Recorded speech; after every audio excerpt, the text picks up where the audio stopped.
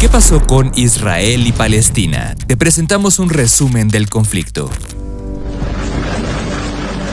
El ataque imposible comenzó a las 6:30 de la mañana del sábado 7 de octubre en pleno Shabbat, el día de reposo de los judíos. En cuestión de minutos, Hamás, una organización militar palestina, lanzó lo que llamó el diluvio de Al-Aqsa, una lluvia de más de 5,000 misiles hacia el territorio israelí para saturar y penetrar la cúpula de hierro, el avanzado sistema de defensa antimisiles de Israel, y lo logró. Por tierra, combatientes de Hamás atravesaron los muros en la frontera entre Gaza e Israel en 27 puntos diferentes. Uno de ellos cerca del kibutz o comuna agrícola de Reim, en donde se llevaba a cabo el festival de música Tribe of Nova, y donde los milicianos secuestraron y ejecutaron al menos a 260 civiles en las primeras horas. Habían tomado por sorpresa a las poderosas agencias de inteligencia de Israel, justo en el 50 aniversario de la guerra de Yom Kippur de 1973, cuando otro ataque sorpresa de las fuerzas de Egipto y Siria aliados de Palestina provocó la muerte de 2,600 soldados israelíes. Tras el ataque, Israel respondió declarando la guerra a Palestina. En palabras del propio Benjamín Netanyahu, primer ministro de Israel, no se trató únicamente de una escalada de violencia en este viejo conflicto, que de por sí ya ha dejado decenas de miles de muertos y cientos de miles de desplazados. Es, en sus palabras, la guerra, y prometió que Israel usaría toda su fuerza para destruir las capacidades militares de Hamás y hacerlos ruinas. Pero, ¿por qué pelean los judíos y palestinos? ¿A quién pertenece el territorio que disputan? ¿Hamás representa a toda Palestina? La narrativa en Occidente suele situarse a favor de Israel, pero ¿es correcto hablar de buenos y malos en esta lamentable guerra? Te contamos. ¿Quién es quién? El conflicto entre Israel y Palestina se agrupa en dos bandos. El Estado de Israel, que son judíos apoyados por Estados Unidos, Reino Unido, Canadá, Ucrania, Australia y desde lejos por la Unión Europea, y el Estado de Palestina, que son musulmanes apoyados por Irán, Líbano, Siria, Irak y desde lejos por países como Rusia. A esta última facción pertenece Hamás, el movimiento de resistencia islámica, que es una organización que se define como yihadista, nacionalista e islamista y que busca establecer un Estado islámico en Palestina. Palestina. ¿Quién llegó primero? Tanto judíos como musulmanes aseguran tener el derecho histórico de ocupar el territorio entre el río Jordán y el mar Mediterráneo, una región con posición estratégica entre Asia, Europa y África, y que es considerada Tierra Santa por tres religiones, el judaísmo, el cristianismo y el islam. Pero el conflicto va más allá del ámbito religioso y muchas veces se traslada al argumento de la antigüedad, es decir, preguntar quién llegó primero a esta región. Aunque su origen es incierto, algunos arqueólogos calculan que del año 2200 a.C.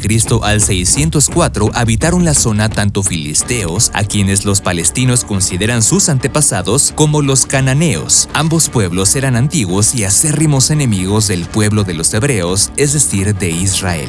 Los hebreos pasaron por esta región por primera vez aproximadamente en el 2000 a.C., conducidos por el patriarca Abraham, pero fue hasta 7 siglos después cuando volvieron como las 12 tribus de Israel conducidas por Moisés desde Egipto y derrotaron tanto a filisteos como a cananeos para tomar la tierra prometida. De hecho, el Antiguo Testamento narra los frecuentes conflictos entre estos pueblos, específicamente de hebreos contra filisteos. Están, por ejemplo, los relatos de Sansón enfrentando a los filisteos y del joven David derrotando a Goliat, un soldado filisteo. Después de siglos de dominio hebreo, la región fue conquistada por los asirios, después por los caldeos, los egipcios, por Alejandro Magno y el Imperio Romano, época en que se le impuso el nombre de Palestina y en que los judíos fueron expulsados. Después la región pasó por las manos del Imperio Bizantino, de los árabes, de los cruzados cristianos y desde 1516 hasta la Primera Guerra Mundial formó parte del Imperio Otomano. ¿La última disputa por el territorio? Aunque ya vimos que la pelea por el territorio puede rastrearse miles de años hacia atrás, el conflicto con la denominación como tal de israelíes y palestinos se puede ubicar a partir de 1878, es decir, hace poco más de un siglo. En ese año, motivados por el auge de los nacionalismos en el mundo y en particular por el sionismo, un movimiento ideológico que busca el establecimiento del Estado judío, iniciaron las primeras migraciones masivas de judíos dispersos por el mundo a Palestina, conocidas como aliyas. En ese momento, la región de Palestina estaba habitada en su mayoría por musulmanes del Imperio Otomano, identificados con el mundo árabe. Pero las migraciones hicieron que los judíos poco a poco ganaran presencia y fragmentaran el dominio musulmán. Por otro lado, el antisemitismo, es decir, el odio contra los judíos, se popularizó a principios del siglo XX en Europa y aceleró el desplazamiento de judíos. Después de la Primera Guerra Mundial, el Imperio Otomano cayó. El Reino Unido tomó el control de Palestina y aplicó el término palestino indistintamente a judíos y musulmanes. Pero para este momento, debido a las constantes migraciones, el número de judíos y musulmanes ya era equiparable, un hecho que inquietó a estos últimos y que los llevó a gestar una identidad como pueblo palestino. Pero el dominio británico no duraría mucho. Después de la Segunda Guerra Mundial, los judíos organizaron un atentado contra la comandancia de Reino Unido en Palestina en 1946, forzando por un lado su salida y por otro la intervención de la ONU para dividir el territorio entre judíos y musulmanes en 1947. Jerusalén sería puesta bajo administración de la ONU, pero en 1948 Israel declaró su independencia y con ello se anexó más territorio del que había establecido la ONU, dejando únicamente para los palestinos la región de Cisjordania, conocida en inglés como West Bank y que incluye a la Jerusalén Oriental y la Franja de Gaza para Egipto. La anexión de territorios de Israel provocó que más de la mitad de palestinos fueran expulsados de sus casas y buscaran refugio en Gaza, Cisjordania y países cercanos. Este periodo es conocido por los palestinos como Nakba, es decir, la catástrofe. Hoy en día, la mayoría sigue en condición de refugiado y depende de la ayuda de la ONU. Israel impuso restricciones de movimiento y acceso a agua a los palestinos para obligarlos a retirarse por completo del territorio. En 1967 estalló la Guerra de los 6 días entre Israel y los países árabes, Egipto, Siria y Jordania. Esto obligó a otro millón más de palestinos a huir de sus hogares. Israel entonces ocupó Gaza, Cisjordania y Jerusalén Oriental, controlada por Jordania y que incluye a la Vieja Jerusalén.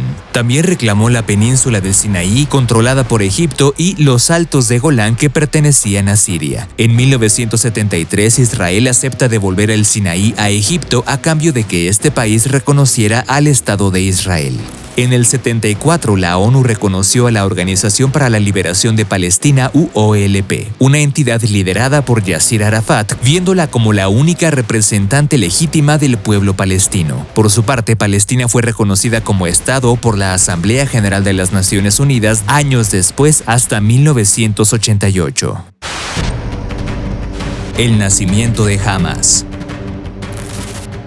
El 9 de diciembre de 1987, un camión militar israelí embistió y mató a 4 trabajadores palestinos, un hecho que provocó revueltas populares contra la ocupación israelí, protagonizadas principalmente por jóvenes palestinos llamadas intifadas. El gobierno de Israel criminalizó estos movimientos y ordenó reprimirlos con un uso desproporcionado de la fuerza militar. Después, para organizar las protestas y contraataques, surgieron en Palestina organizaciones como el Mando Nacional Unificado y Hamas. Años más tarde, la OLP reconoció al Estado de Israel y a cambio fue reconocida como la legítima representante del pueblo palestino. En 1993 se concretaron los Acuerdos de Oslo, un convenio de pacificación entre el gobierno israelí y el palestino que aceptaba dar Gaza y Cisjordania para los palestinos, pero Hamas se opuso y organizó múltiples atentados contra objetivos israelíes. Cabe mencionar que desde su formación, esta organización ha dicho que su objetivo es la destrucción del Estado de Israel y la instauración de un Estado islámico. Para lograrlo, utiliza estrategias militares y políticas que incluyen los ataques contra las Fuerzas Armadas de Israel, así como contra civiles. Durante la Segunda Intifada murió Yasir Arafat, por lo que la OLP perdió fuerza y Hamas tuvo el camino libre para buscar sus objetivos y fortalecerse en Gaza. Israel comenzó por su parte un bloqueo severo construyendo murallas en la frontera y se apoderó de más tierras. En 2005, Israel retiró sus tropas de Gaza, pero en 2007 Hamás tomó el poder de la franja e Israel arreció las restricciones, provocando un desastre humanitario en Palestina. Es importante mencionar que además de los ataques, Hamás ha construido clínicas y escuelas en territorio palestino, por lo que tiene el apoyo de parte de la población. Sin embargo, hay otros palestinos que consideran los métodos de Hamás demasiado radicales, tal como el propio presidente palestino Mahmoud Abbas. Por lo tanto, no es posible decir que la llamada guerra que estalló en el 2023 sea propiamente de Israel contra Palestina, sino contra Hamás, a pesar de que todos los palestinos se hayan visto afectados. Una guerra sin ganadores. Las oleadas de combatientes que Hamás envió a través de los muros penetrados de la frontera el 7 de octubre del 2023 arrasaron varias comunidades agrícolas en Israel, entre ellas Be'eri, donde se realizaba el festival de música, y Kfar Aza, donde según las fuerzas de defensa de Israel se han encontrado casas saqueadas, incendiadas y decenas de cuerpos que mostraban una masacre sin distinción de edad. Ante esto, el gobierno de Israel compara el ataque del 7 de octubre del 2023 con los atentados que sufrió Estados Unidos del 11 de septiembre del 2001, y en sus comunicados se refieren a Hamás como terroristas. De hecho, el presidente de Estados Unidos, Joe Biden, y principal aliado de Israel, ha dicho que el ataque de Hamás fue pura crueldad y que tiene confirmadas imágenes de terroristas decapitando niños, algo que el grupo de Hamás ha negado. 3 días después del ataque de Hamás, el ministro de Defensa israelí Yoav Gallant ordenó un asedio completo de la Franja de Gaza, un lugar en donde residían 2.3 millones de habitantes y que es considerado uno de los lugares más densamente poblados del planeta. El asedio incluye por una parte el bloqueo de la electricidad, la comida, el agua y el gas, lo que ha provocado que más de 600,000 personas se hayan visto obligadas a dejar sus casas según la ONU, y por otro lado, mediante bombardeos masivos contra blancos indistintos en Palestina, tal como el del patio del Hospital Bautista Al-Ali en el centro de Gaza, que provocó la muerte de 200 civiles y lesiones en otros 300, algo que Hamás denunció como un crimen de guerra y el presidente de Palestina como una masacre.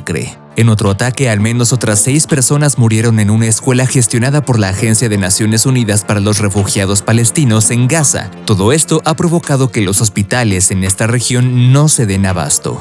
Además, Israel ha desplegado más de 300,000 soldados cerca de la Franja de Gaza, incluyendo por lo menos a otros 2,000 enviados por Estados Unidos.